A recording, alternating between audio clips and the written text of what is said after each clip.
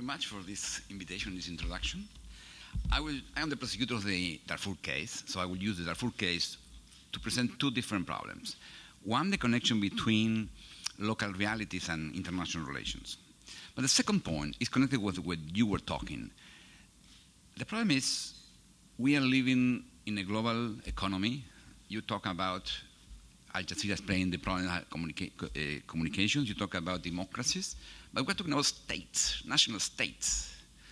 And the world needs global institutions. But of course, big national states are against global institutions. And that's the challenge. And I believe the ICC is one of the first global institutions, and the connection with the Security Council on Darfur is showing the difficulties, as Mark Brown explained, but also the possibilities. So I believe the issue here is legal scholars, political scholars are talking about 17th century institutions. And we're in 21st century. Al Jazeera is 21st century network. And then we have to find global institutions for the 21st century. And this is the real issue. Creativity requires that you are not killed. If you're in Darfur, you have to be creative to eat and to be alive. That's it. So we need security. And that is the biggest challenge. So that's my 2 points. Let me start with the first point. What's happening in Darfur? To be short story is the following. For many years, where conflict between Darfur was an independent region annexed in the colonial times and then by the country. So they were fighting for their own independence. In 2002, they started a rebellion. Bashir, to tell the truth, was trying to make an agreement with them. He released even some of the rebels from the jail. And even they said the negotiation broke. And there was an attack against El Fashir airport, in which half of the Air Force was destroyed. And some of the leaders were the rebels who were in jail before. This happened, and Bashir was committed to end this and he gave public instructions to attack these communities, to take no wounded or no prisoners. He won't just scorch earth. And then what happened was people were attacking their own villages. One was my witness say, they attacked my village, they came to my house, they raped my daughter, 8-year-old daughter. But they forced me to watch when they were raping my daughter. And this happened. And then a few months later, the Minister of Interior arrived to the region, Mr. Harun. The Fur, one of the 3 tribes attacked, were meeting with him, saying, we are very glad you came here because we need your protections. Awful things are happening here. Army is attacking us with the militias. And Harun said, protection, you are my enemies. I will destroy you. Imagine you live in New York, you have a problem in your house, some people attack your kids. You call the police, and the police say, yes, we are attacking your kids, we are attacking your family. Yes, we'll do it. What you will do? So lack of institution is the biggest problem in Darfur. To be more clear on this, was another public hearing, public meeting, in which Harun said publicly, because because the rebels are the sons of the Fur and whatever they have became the booty for the Mujahideen. And the next day, Ali Kushib, one of the Janjaweed leaders, attacked the city and loot the city. And when the Fur went to the police looking for protection, they say, we can do nothing. Instruction from the minister. So that is the case. It's a case in which the state, instead to protect the people, attack them in a massive scale. 2003, 2004, 2005, 2.57 million people were removed from their own homes. The water system was destroyed, the houses were destroyed, the cattle were still.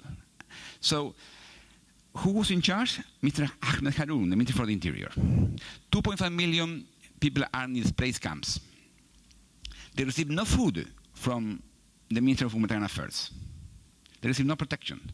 One of the persons who escaped from Darfur say, she listened, one of the soldiers saying, don't waste your bullet. These people will die in the desert because they have no water, no food, they will die.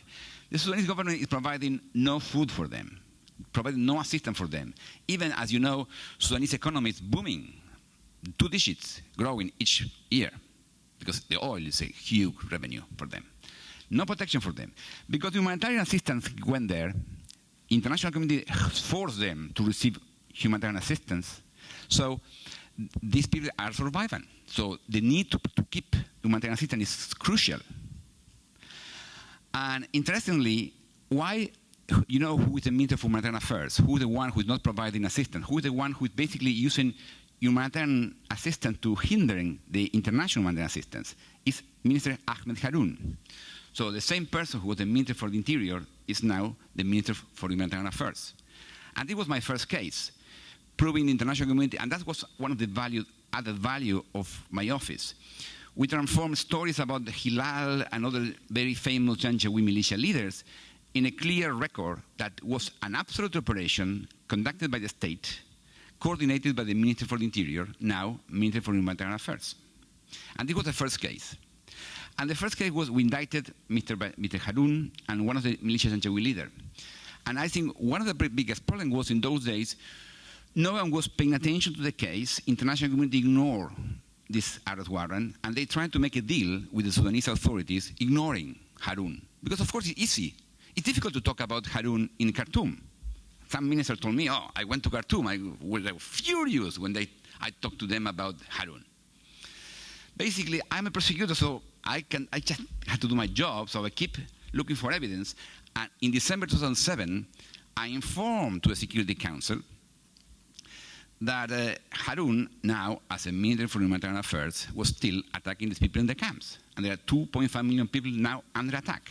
The attacks are different. Normally, they are not killed directly. Basically, there are two weapons, rapes for women and hunger. So the hindering of humanitarian assistance is creating awful conditions in the camps.